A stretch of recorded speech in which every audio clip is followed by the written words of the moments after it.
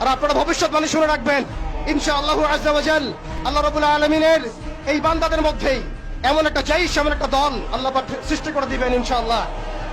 যেই দল, যেই জাইশকে পৃথিবীর কোন সেনাবাহিনী থামাতে পারবে না ইনশাআল্লাহ। শেষ পর্যন্ত তারা বাইতুল মুকাদ্দাস মুক্ত করেই ছাড়বে ইনশাআল্লাহ। শুধু সময়ের অপেক্ষা। ইসরায়েল একা শক্তিশালী হয় নাই, সুদীর্ঘ সময় পর্যন্ত ব্রিটেন তাকে সহযোগিতা করেছে। তারাই একত্রে হাত মিলিয়ে অটোম্যানদেরকে উৎখাত করেছিল। এর পরবর্তীতে পুরো পশ্চিমা বিশ্ব তাকে সহযোগিতা করেছে, আজও করে যাচ্ছে। আমরা ইসরায়েলের ব্যাপারে সোচ্চার, কিন্তু তার বন্ধুদেরকে আমরাও যদি বন্ধুরূপে গ্রহণ করি, তাহলে এটা হবে একটা দ্বিচারিতা, একটা মুনাফিকি আচরণ। আজকে ইসরায়েল টিকে আছে আমেরিকার উপরে। আমরা সুস্পষ্ট বলতে চাই, এই সাপের মাথা ইসরায়েল নয়, এই সাপের মাথা, মূল মাথা হচ্ছে আমেরিকা। আমরা সাপের লেজ নিয়ে কথা বলছি, কিন্তু মাথার কনসুলেট ঘেরাও করার মতো সাহস আমাদের হচ্ছে না।